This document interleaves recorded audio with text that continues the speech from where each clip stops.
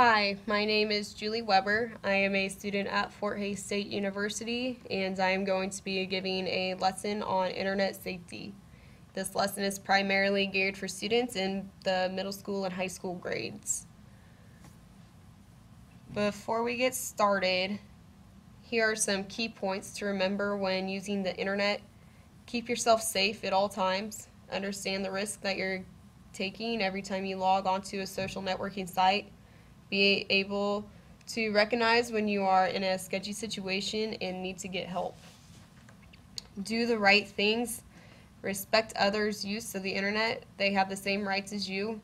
Harmful actions towards them via the internet can have serious consequences. The last key point I want to share is taking responsibility. If you notice harmful situations occurring, whether it be towards you or a friend, take responsibility and tell an adult. Alright, now let's get started on the lesson. Make good choices online. Whether it be Facebook, Twitter, or other social media, anyone can post anything. There is nothing to filter the facts from the fiction. Before you post, ask yourself, is this respectful? It should be respectful towards yourself and other people. If it's not, it shouldn't be posted. Believe it or not, adults, teachers, and if you're old enough, employers have access to these networks as well. The actions you take on the internet reflect you as a person. If you notice your friends making bad networking choices, step up and be a leader and tell them what they're doing is harmful. One way to help control putting potentially harmful material on the internet is to limit your time spent on it. Avoid spending too much time on social networking sites or even gaming sites. Set a limit for the amount of time you spend on the internet every day. Most importantly, leave it off when you're doing homework unless it's absolutely needed. You and I both know that it takes twice as long to do homework if Facebook is open or some other impertinent internet site. It just provides as a distraction.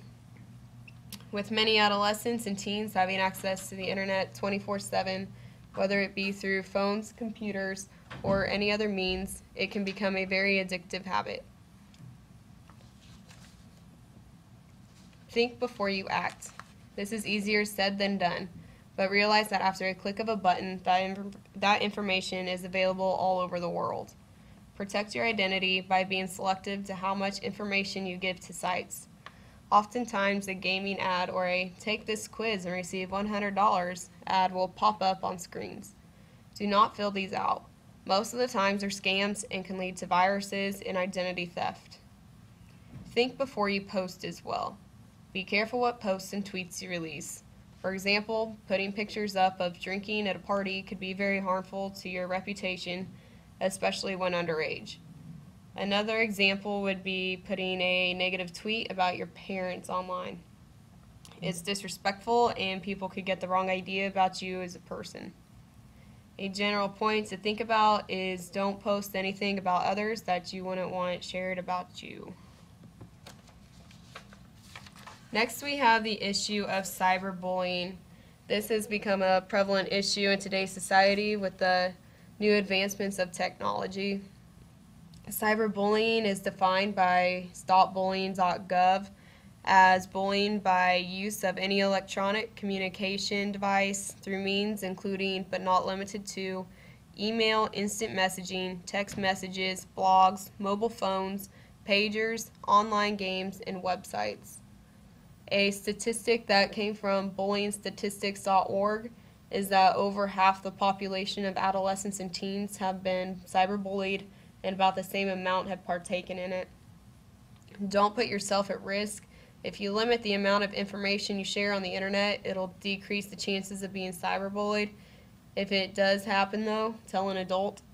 If it's being done in school, let your parent know so they can contact school officials in order to monitor the situation and possibly help prevent it from happening. Take a deep breath after it happens and don't retaliate. It'll only make the situation worse, and it can also lead to you getting in trouble as well. No one likes to be bullied, so don't be the bully. 45 out of the 50 states have bullying laws. The laws include bullying through texts, emails, and posts. They can be destructive to a person's reputation, ego, and self-esteem.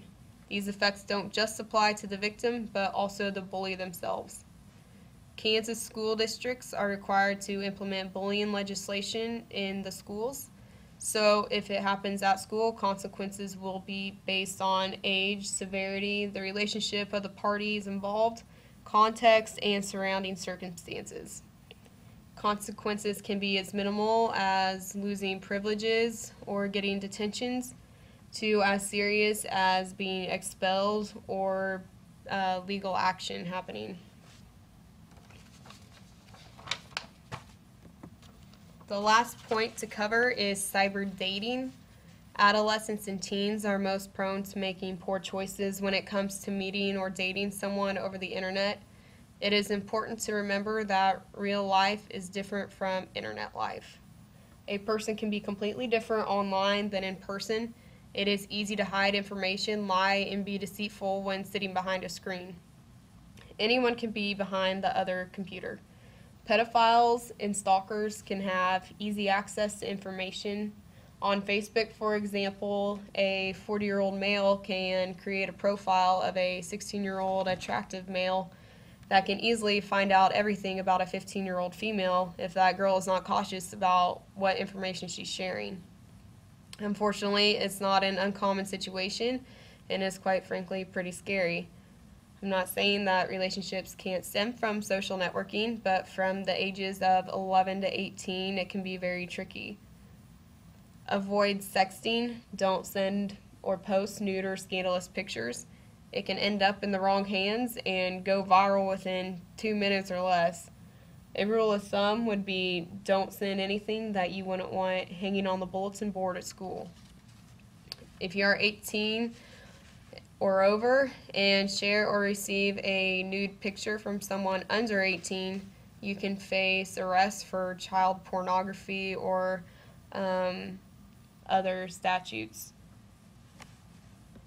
In conclusion, the internet is often useful and is hard to imagine life without it, but make sure you make good choices, limit your time spent on the internet, think before you act, prevent cyberbullying, be cautious of cyber dating, and just very much be careful to not ruin your reputation over doing dumb internet things.